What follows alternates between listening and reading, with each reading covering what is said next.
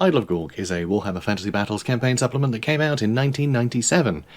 I picked it up when I was about 7 or 8 years old, and I didn't really read it. I didn't care to read things when I was, that young. I just didn't care. However, what I did care about was making stuff. That's why I got into Warhammer, and frankly, this gave me the opportunity to make things because it came with this little fold-up terrain, which was amazing. You can make the Idol of Gork. You can make this big stone barricade wall thing, and a bunch of orc huts as well, which is amazing because, as a kid, loved greenskins, so this is perfect. But those have been lost to time. I don't have those pieces anymore, which is understandable. They were made out of cardboard. They were hardly the most resilient things in the world. However, I think I can do better now. And so, in this 3-part series, we're going to do better now. I'm Jord. Welcome to my Realm Forge.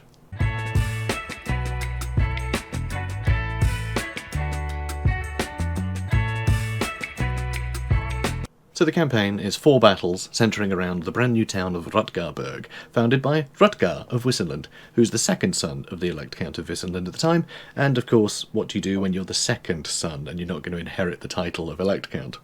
You go to the borderlands and become a border prince, and that's exactly what he tries to do. And it'll be successful or not, depending on the results of the battles that you play. That's kind of the idea. And the first battle takes place centred around the titular Idol of Gork, as greenskins come and try and retrieve something that is theirs. Before we can build better versions of all the terrain, we're going to need some better references, and luckily I found some perfect references online. And what I managed to find was scans of the original terrain. Printing and making these is going to give us the perfect reference to then make our own versions. And so I cut it out, fold it up, stick it together, and then it's ready to go. I measure out the pieces of the paper version against some foam board before marking out the shapes I need with a pencil and cutting with a wire cutter. I'm using a metal ruler to help keep things straight. You can use a sharp crafting knife or scalpel, though the foam is prone to tear if you try and cut through it all at once. I use a knife to tidy up the wibbly bits from my less than perfect wire cutting skills. I mark out the rectangle, which will become the hole in the plinth that the idol has been pulled out from. Using a crafting knife, I cut out the edges before cutting into it at all kinds of angles and plucking out the pieces as best I can. It's supposed to look like damaged stone, so there's no wrong answers here, so long as there's a hole in it when I'm done. Just to prove you don't have to use fancy foam board, I'm making one of the idols out of crappy polystyrene from a recent appliance purchase. So long as you can melt or hack it roughly into shape, you're good to go. I use scissors to cut little trapezoids of cardboard and use that to make the face of each of my idols. I glue them on with PVA glue as that will adhere to the cardboard and to the polystyrene, no problem. I then go back to using foam board to make the second idol, and then I can call the maquettes finished. Before adding any clay to the maquettes, I score lines at various angles with a crafting knife so the clay has something to grip onto when I do add the clay to the maquettes. We're using Das clay for this sculpture. I find it has the best rocky texture, it's very porous, it can crack, but all these things are absolutely fine when we're making a crude rock sculpture that an orc or goblin would make, so it's the perfect material for the job. You'll notice in the background of this footage a pile of white tiles with the greenskin glyphs sculpted onto them. I sculpted these earlier and used them as the masters for moulding those green plunger-like stamps. Making them was a bit beyond the scope of this video, and sculpting white on white clay made it hard to see what was going on anyway, so if you want to see how I made these tools, let me know, and I'll give the process its own video where I can go into more detail. Knowing that each one is a centimetre wide, I'm lining them up with a ruler, so that way I can make sure that all of them will fit along the side of the plinth. Once stamped, I tidy them up slightly with a sculpting tool. I put the plinth to one side, having done one side of it, so I can work on a different piece. This way I can leave time for the clay to dry, so my fat thumbs don't ruin it if I start working on another side. Think of it like a sort of sculptor's save point. Now that the torso's covered, I start adding some of the detail. I start off by making little worms out of clay and add them to where the fingers are, cutting off the excess and then using that for the next finger down until I have all of the fingers I need. I use a pointy thing to poke at the clay to make it the right shape, and a ball stylus to poke at slightly different parts of the clay to round off edges and make sure it sticks better. A wet brush also helps doing that while smoothing out a lot of the surfaces.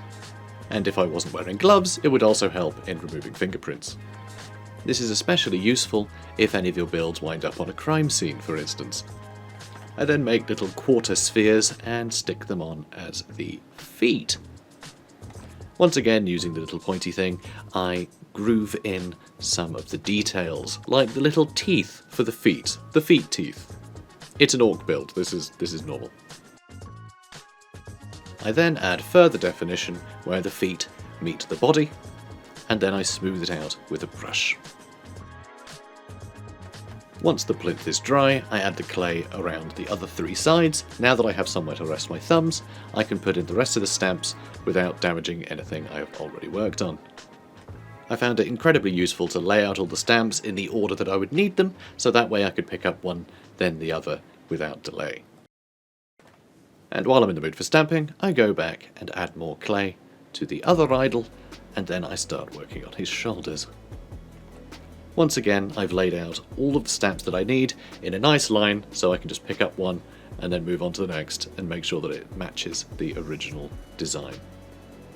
Unfortunately, by the time I got round to redoing that entire shoulder, because I wasn't happy with the first attempt, they were no longer in order and that became a nuisance. So do it better if you do it. It's at this point I decide that the fingers are actually a little bit too small, and so I chop them all off. Which, it makes me feel things. I take a simpler approach of just putting a big slab down and then sculpting the fingers out of that slab. I found it was much easier, much quicker, and you could always take away a whole bunch of clay if needed. I then cover the rest of the idol with clay and I smooth it all out. We are going to do the final stamps. Now that the first lot I did are dry, I'm more secure in not ruining what detail exists. I then tidy up the details with a sculpting tool. It is probably easier to let it dry a little bit before doing this, but I like living on the edge. And I once again smooth out the edges with a wet brush. Once all of that is dried, I work on the face. I start with just the basic shape covered, so that way I have a blank canvas, much like how I did with the body and the shoulders. Now I can start adding additional clay to add to the topography of the face, to get the ridges and the nose and the mouth looking as they should. It will look like a Muppet at first, that's fine. In fact, better than fine, it looks great, but it's not what we're going for. I use a ball stylus to smooth out a lot of those edges, and then I start etching in the details. I'm going in rather confidently with the sculpting tool, knowing that if I make any mistakes, I can just blame it on the goblins who made the sculpture in the first place. In order to make the teeth, I roll out a sausage, but applying the pressure only on one side, so it forms a point, and some prodding and poking with the sculpting tool gets it to stick flush to the face, and then I can smooth it out with a wet brush. Once the teeth are all flush and properly stuck, I can add the detail back in with the sculpting tool. I then compare with the original design to see how well I did. It doesn't have to be perfect, but I'm pretty happy with the accuracy. One thing it is missing though is all the little cracks and imperfections. So I add those in, once again with the pointy end of a sculpting tool. Now that the face is sculpted, I can blend in all that fresh clay with the previous dry clay using a wet brush. At some stage, one of the feet had fallen off, so I took advantage of that. I cracked it open with pliers, used that to create a relief with some fresh clay onto the model, and now I have part of the foot attached to the idol, and part of it I can attach to the plinth. To accompany that detail, I am adding a piece of cork to the underside of the idol, so that way it looks like uprooted and torn up stonework. Simple PVA glue will do the job. Now we're starting work on the big shield in the middle, which I'm very excited about. So, to mark my excitement, I put the camera far too close for it to ever be in focus while I'm doing this bit. So I start with one big circle, and then I add a second one. Now to get fine detail in clay, you can actually use cling film. If you put that over the thing you're sculpting, when you push into it with a tool, it spreads out the pressure, and so you don't sort of tear up the clay. You can just leave a lot smoother indentations in it, which is very, very handy, swapping between cling film and not cling film, depending on the bit that I'm trying to add. Very handy indeed. The reflections also have the added benefit of making it even more difficult for the camera to focus on anything.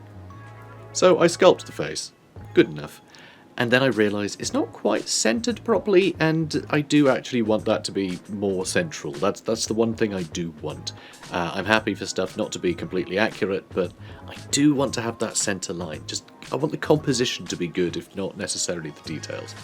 Luckily, it does lift off fairly well with a scalpel, and I'm able to just stick it back down with a wet brush once again.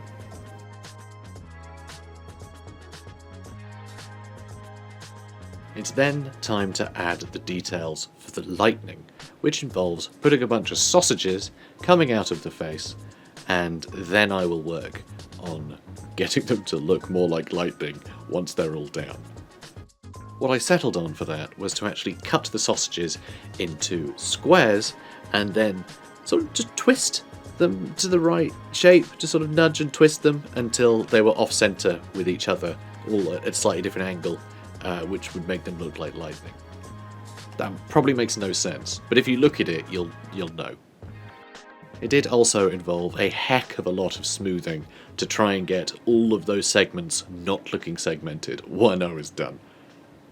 And yes, of course I fixed that with a wet brush. Fixes everything. Once I was happy with that, that was basically that idol done. I needed to now attach everything to the base, so I added the clay to the base. You can see I'm adding it onto the right side. This is of course the toppled idol on the left side, so I will need a whole extra idol to stick to that. But luckily, here's one I made earlier. Again, it's best to hold them too close to the camera. So I press him down into the soft clay, so that way he can stick. I'll tidy up the edges with a wet brush, of course. And I also want to fill in the rest of the plinth. Remember, we do have the cork attached to our other idol, so we can use that to make an indentation that'll fit perfectly. I do, however, do this in multiple stages, so that way I'm not overloading any part with more clay than I want, because I don't want to just swamp all of the details and just add too much clay. I want to make sure that there's always enough space to accommodate the things that need accommodating, and I can always add a little bit more clay, like I'm doing here. Before long, I'm happy with the fit of everything. The big idol is stuck down, the small one can come and go as he pleases, and then I smooth everything out with everybody's favourite, the wet brush. Once I have the two idols in place, I can compare the two and see if any need any changes to look more like a set, and I realise that I do need to fill out the buttocks of Gork a little bit. I also fill out the back of Gork's head slightly, so they look a little bit more similar. This way, they both look like they're more of a set, but they do look like two different beings.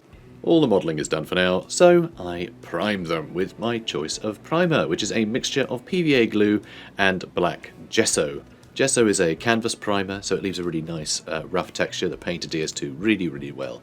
And it does stick to basically anything. However, the PVA helps thin it out a bit, and it makes it a bit more malleable and a bit more rugged to sort of chipping and things. So it's a really nice combination, and they're both incredibly cheap. So it's hard, flexible, and it coats really well. Now I'm dry brushing the models with a mixture of white and blue acrylic paint. And makeup brushes. Makeup brushes are just the best thing for terrain. Just get makeup brushes, it's like a $5 for 1,000 of them, and they work out perfectly. They are so good for this. You'll notice I'm using a wooden palette for dry brushing, and this is very important because dry brushing is a misnomer. You actually want a damp brush. You don't want to have all the moisture removed because that's how you get a really chalky finish, which I suppose doesn't matter too much when I'm painting statues. Having a bit of a chalky, rough finish is probably fine, but I'm going to let the actual texture of the model do the work, and I'll dry brush sensibly with a damp brush. I'm also not being too precious about the directionality right now, because I'm really just trying to get the core colours of the stone on rather than simulating light yet. I'm now using my homemade ink wash, which is kind of like Agrax Earthshade, except it's much cheaper because it's just some brown paint, some ink, some water, and some fairy liquid. The fairy liquid helps break the surface tension. What does that mean? It means fairy liquid's very gentle. It helps to keep my hands soft, even though I wash up 4 times a day. Now that the models have received a basic paint job, it's time to stick them on a base. I measure out the space I'm going to need on a piece of chipboard. This is the stuff that's on the back of a legal pad, as made famous by Wylock's Armoury. I give the idols one quick last dry brush to help bring out the colour again. I found that the porous nature of the clay, it soaked up way too much of that wash and it really drowned out the colour. So I gave them a bit of a highlight before committing to sticking them to the base. However, I think the overall effect was worthwhile. I bring out the Daz clay once more to create a sort of landing patch for Gork to fall into, because I want him to be bimodal. I want it to either be upright statue or toppled over, so he needs somewhere to sit when he does land. The reason I want to be able to place the statue either up or down is because in the story, Rutgar's men yank the statue down and it crushes a bunch of them, which is why I'm also adding parts of a skeleton and zombie kit as detritus, human detritus, under it to make it story relevant. I see no reason to wait for the clay to entirely dry before adding some texture paint, so this will help give a muddy texture to the ground. I know it seems kind of obvious, but I like to have this as a base coverage even if I am going to add a lot of flock and static grass. If any of that ever comes off, I'll still have the mud underneath, and some patches I do actually want to leave bare, and so having this mud texture is very, very useful. It's also going to fill up the gaps between the ground and the plinth, so it looks more part of the landscape. And I also like the finishing touch of a sprinkle of sand, which I definitely didn't get from the beach. You can't prove anything. My final basing material of choice is insect and arachnid habitat substrate, which is basically just churned up coconut fibres. It makes for a very good forest floor sort of vibe. I then spray it all over with a matte, clear scenic cement in a really ineffectual, just terrible spray bottle. It's supposed to be a mister, but it's all, well, it's full of scenic cement, so it doesn't do that now. Should be easy. I sponge on some yellow to make it look like lichen has grown on the rock.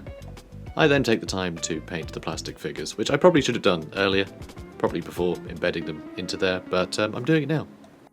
I don't have to be at all precious because I'm going to cover it all in effects paints. I use the Rust and Moss paints from Dirty Down, which are just fantastic paints, quite expensive, but you can use them very, very sparingly. And not just on minis, but also in small amounts on your terrain as well, which I do to help tie it all together. It also helps really age the terrain as well, to have a bunch of things growing on it.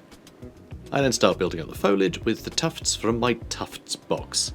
Love a good tuft, really nice way to add some real sort of visual variety, a sort of one-off splash of a particular green or brown shade. And I actually cut up some of the tufts with a scalpel, so that way I can add much smaller details in some of the stonework.